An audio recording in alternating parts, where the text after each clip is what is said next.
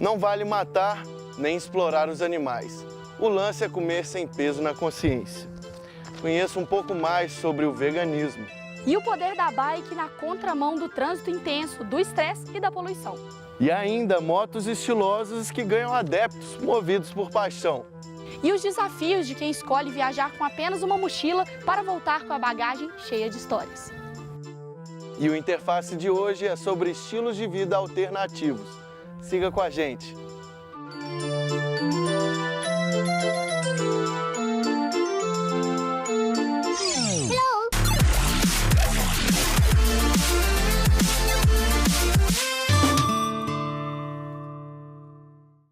Nada de carnes, laticínios, medicamentos, roupas ou produtos de higiene.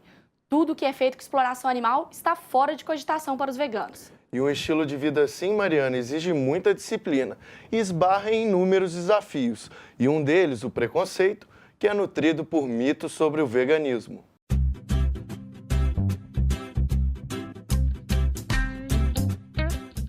Olhando assim, a visão exótica desses pratos pode até não agradar, mas a causa por trás deles fomenta um ideal que tem conquistado um público cada vez maior, o de veganos. Um estilo de vida bem alternativo, contrário a qualquer exploração que envolva animais.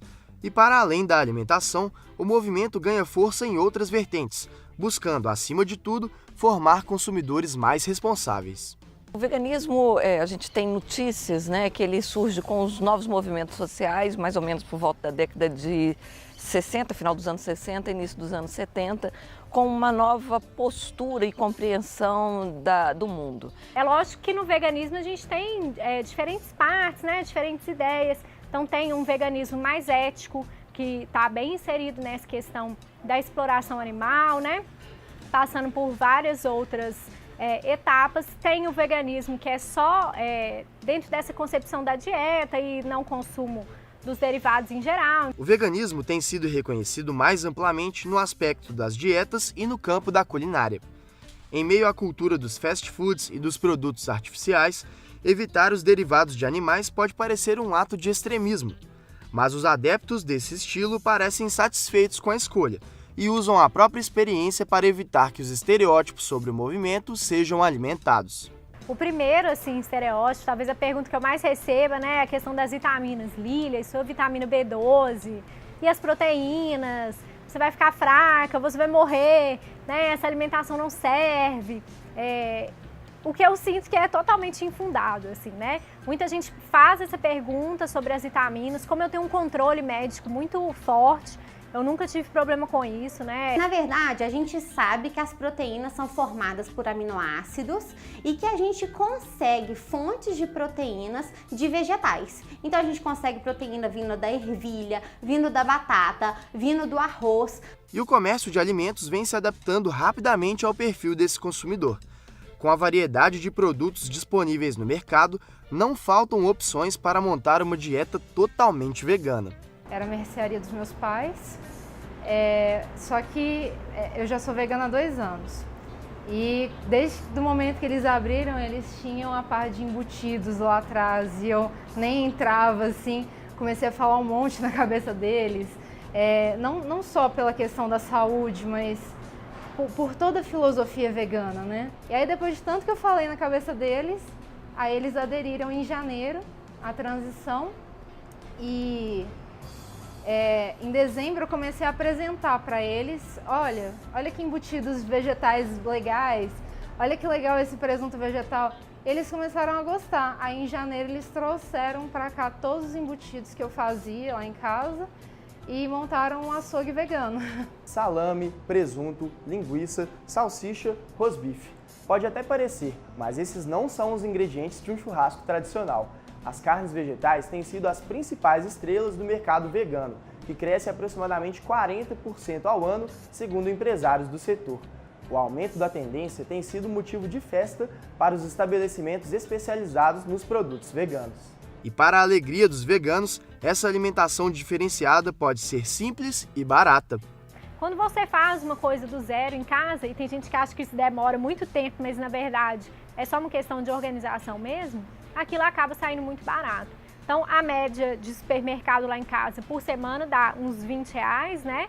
Legume é barato, você consegue comprar em qualquer lugar, sempre tem, né? Muita disponibilidade. O Brasil tem uma natureza incrível. Além da disciplina necessária para manter um estilo de vida tão singular, um apoio especial também faz toda a diferença. Sinto que é o desafio do vegano é ter ali ao seu redor pessoas que apoiem essa escolha e que o auxiliem ali. Às vezes, né? Não estou tendo tempo hoje, né? Vem a mãe e faz uma comida vegana, ou o marido, ou o irmão. Então eu sinto que essa é uma parte muito importante, se ajudar, porque não é esse embate, né? Eu vegana contra o meu marido carnívoro. Isso não existe. Nós estamos ali, somos uma família e cada um respeita essas escolhas um do outro. Viajar pelo mundo, conhecer novas culturas, visitar lugares incríveis e experimentar sabores que fogem ao paladar diário. É no mínimo convidativo, né, Gilvan? Sim, Mariana. E agora eu imagino esse desejo espremido numa mochila sustentada nas costas por um longo percurso.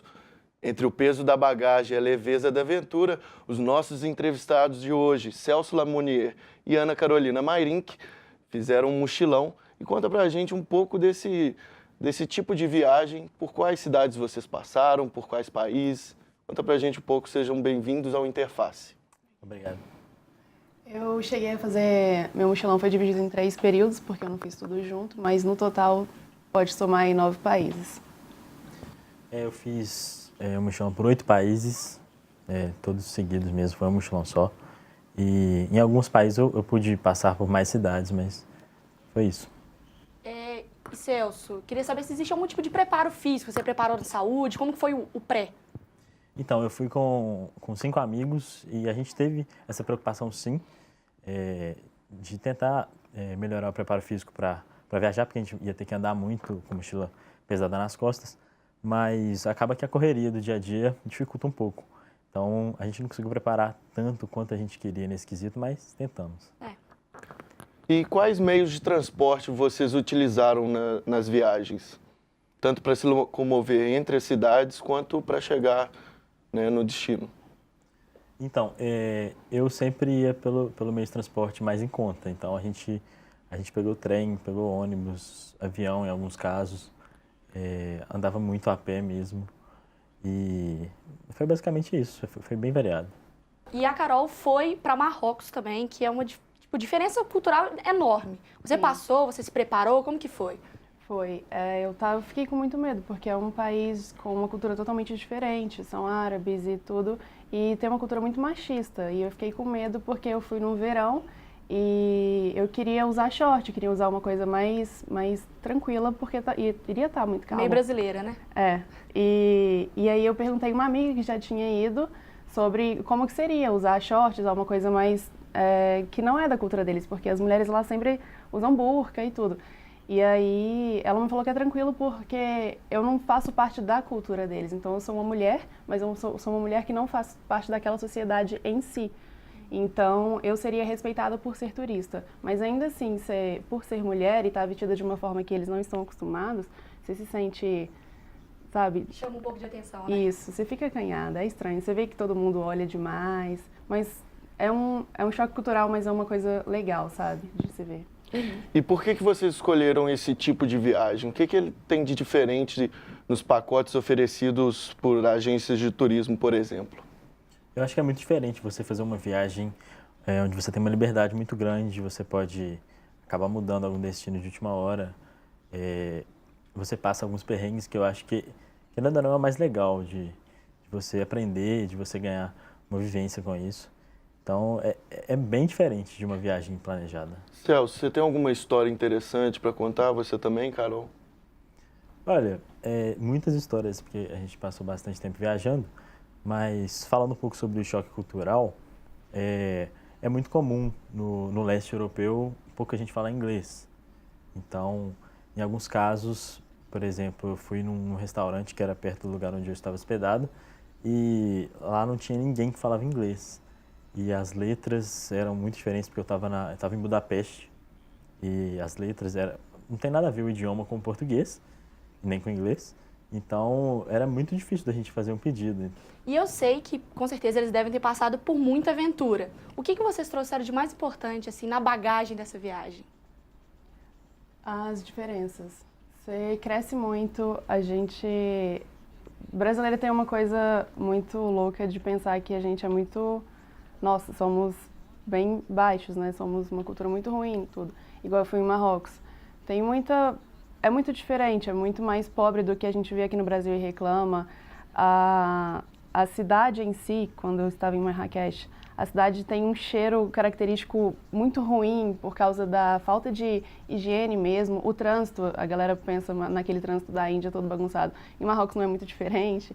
Então é uma coisa muito, muito louca de se ver. E você cresce com aquilo, porque você vê que somos uma população geral, assim, do mundo, mas em cada canto tem uma particularidade, assim, que faz aquele país ser o que ele é, sabe? E fazer parte de uma cultura, mesmo que por um tempo de um mochilão, é muito interessante, porque você vê o que tem de diferente, você absorve aquilo e vê as coisas de uma outra forma. É muito legal. E em alguns países, é sempre muito bom a gente conhecer culturas novas, inclusive países desenvolvidos como Alemanha, Holanda, etc. Mas até neles a gente vê que o Brasil tem muita coisa boa. Eu acho que na Europa inteira o atendimento, por exemplo, é muito inferior ao do Brasil, porque você tem que meio que implorar a atenção do garçom. Em muitos lugares não aceitam cartão, não aceitam dividir conta na mesa. Sempre querem dinheiro trocadinho. E é bem diferente. É bom para você conhecer a outra cultura e saber valorizar a nossa também, né? Com certeza. Sim, a gente estava conversando lá fora. Quando eu fui para a França, eu estava pedindo informação e eu perguntei em inglês. E francês, poxa, fala inglês. Eles me responderam em francês. E aí eu estava falando com o Celso, poxa, a gente brasileiro é um povo tão receptivo. E aí chega num lugar, a gente espera aquela receptividade também. Mas aí acaba que não tem. Aí você choca um pouco e você vê, cara, Brasil... É legal. Coisa de boa, né? Muito obrigada, Carol. Muito obrigada, Celso, pela presença. Muito obrigado pela presença, pessoal. Valeu, obrigado. Obrigada, gente. E agora é o momento de uma breve pausa e já estamos de volta.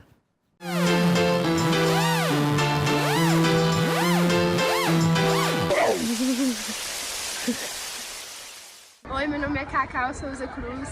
Em dezembro do ano passado eu fui para um santuário de elefantes na Tailândia, no Camboja, na verdade. Eu fiquei lá por uma semana e o que eles fazem lá é resgatar elefantes que sofrem maus tratos na região do Sudeste Asiático. Então foi uma experiência muito bacana, porque a gente tinha que literalmente cuidar dos elefantes, alimentar eles, dar banho neles e fazer o trabalho de manutenção do santuário mesmo. A gente tinha que plantar, a gente tinha que colher, a gente tinha que capinar lote embaixo de 40 graus de sol, a gente tinha que pegar folha de bananeira. Então era um trabalho bem, assim, diferente de tudo que eu já fiz na vida. E ficar lá foi uma experiência incrível, porque a gente convivia 100% do tempo com os locais, não tinha internet, não tinha eletricidade, não tinha banheiro era um balde d'água privado, eles tinham que dar descarga com balde d'água e, assim, mudou minha vida, porque eu vi uma experiência que totalmente diferente da minha.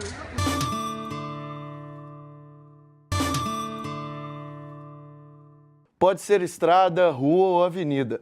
Para essa galera, o importante é estar sobre duas rodas. E o ronco do motor é o som que move a rotina de quem é apaixonado por motos.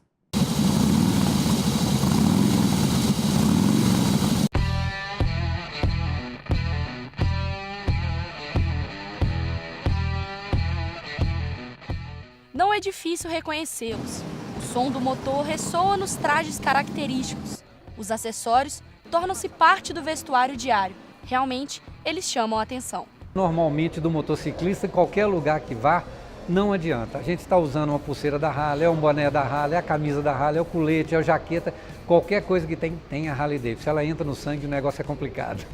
Eu tenho uma parte do meu guarda-roupa, só roupas para andar de moto. A gente acaba indo para o estilo custom. O que é? É o estilo mais despojado, o estilo mais old, né, onde a gente começa a usar correntes que a gente nunca na vida pensava utilizar, uma camisa mais estilizada com a marca, tatuagem você acaba fazendo, o estilo de barba, o estilo de cabelo.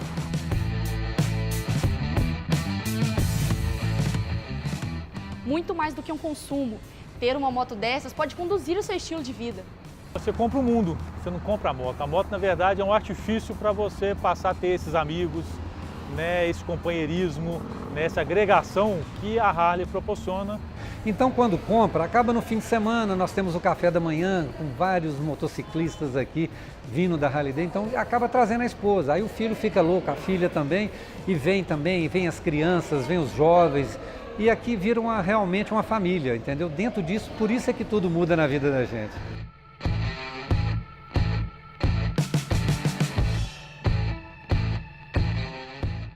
O ROG, sigla para Harley Owners Group, atua como um grupo agregador de motociclistas. Nesta comunidade, os indivíduos se encontram para passeios, happy hours, formando por afinidade uma família. Vou te falar a verdade, mudou foi tudo, viu? Não só para mim, até como para minha esposa também. Porque a gente entrou, vamos comprar um Harley Davidson para a gente dar uma volta, conhecer algumas pessoas. Mas na verdade você não conhece algumas pessoas.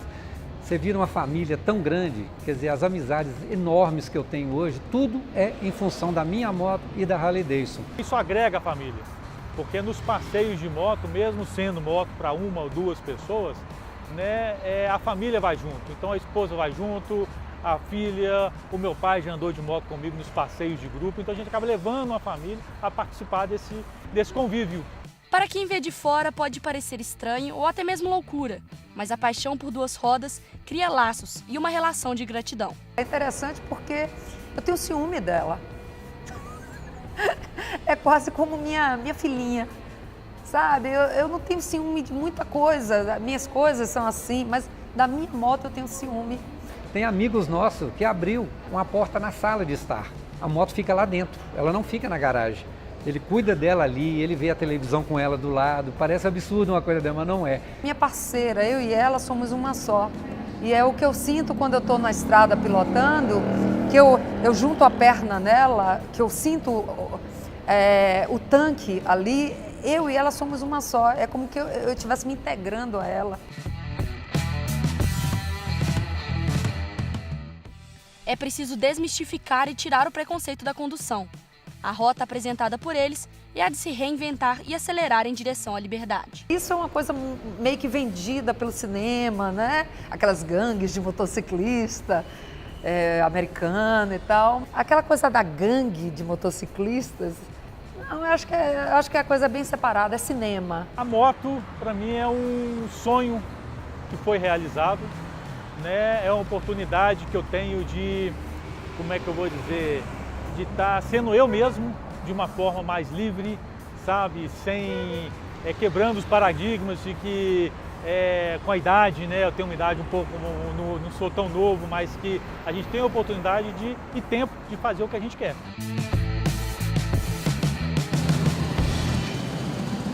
Passagem de ônibus R$ 4,05. Litro da gasolina, R$ 3,95.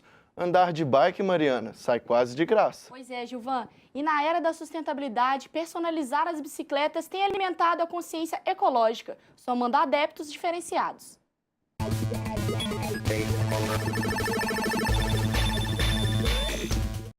Quando eu estou aqui mexendo numa bicicleta, eu vejo que eu estou fazendo um bem para uma pessoa, ajudando ela e incentivando ela a permanecer usando a bicicleta como meio de transporte ou até começando a usar a bicicleta.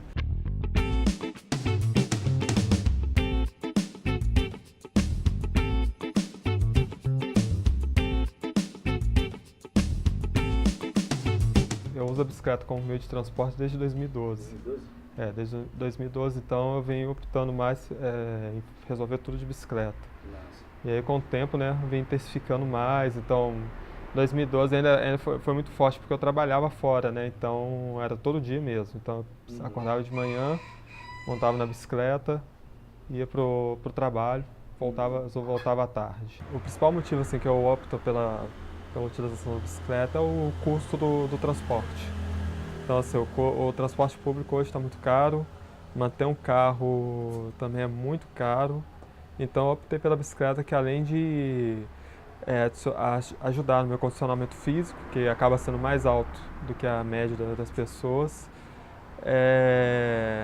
ele é bem mais barato. Desde que eu comecei a usar a bicicleta como meio de transporte, eu sinto que mudaram muitas coisas, principalmente no sentido de ver a cidade de outra maneira, sabe? De às vezes eu viajar, ir para alguma cidade, levar uma bicicleta minha, ir de bicicleta muda totalmente o meu ponto de vista sobre aquela cidade. Um amigo meu que criou o ateliê, ele estava sozinho, não estava dando conta, eu já estava com essa vontade de criar um espaço para eu trabalhar.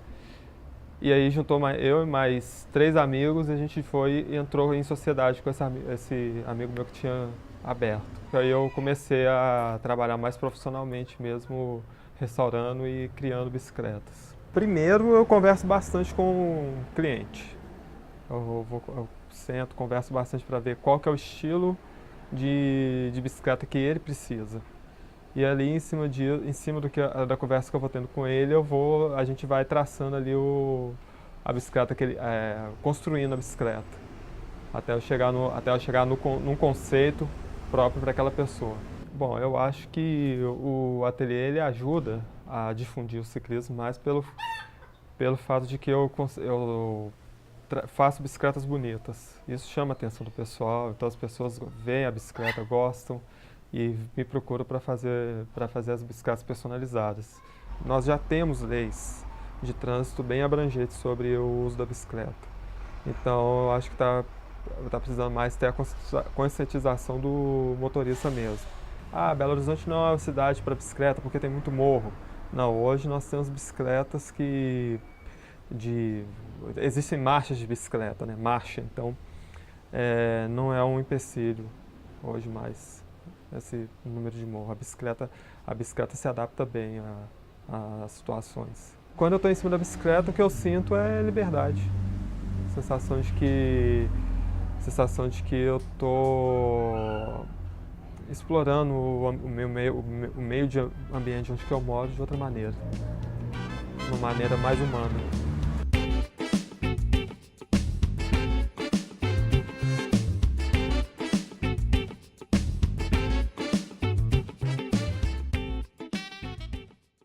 Na década de 60, eles quebraram os padrões de comportamento.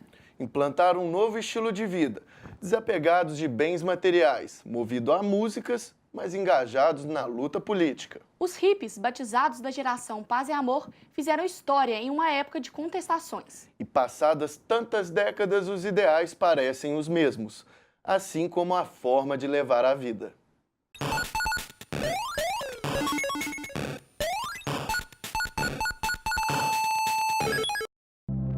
É fato que todos nós somos feitos de fragmentos, de personalidades que ganham contorno nas cores, nos gestos e até na reação dos outros, no preconceito do outro, nas atitudes nossas.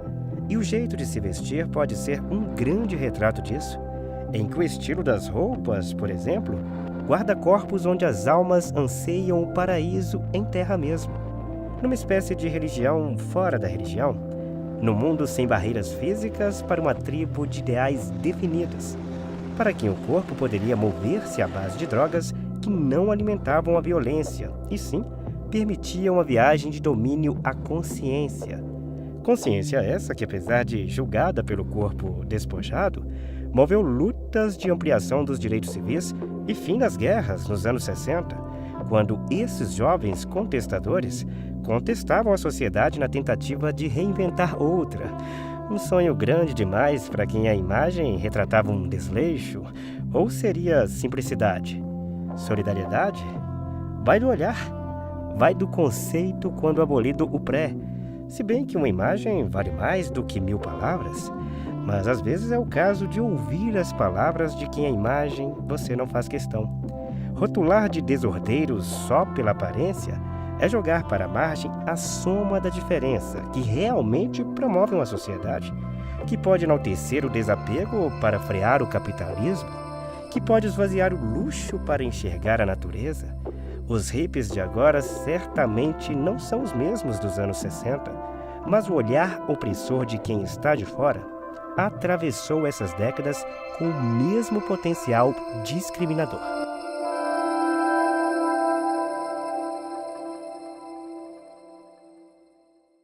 Esta e outras edições do Interface estão disponíveis no canal do YouTube da PUC TV Minas. Aproveite, mande o seu recado pra gente nas redes sociais e obrigado pela companhia. Até a próxima. Tchau.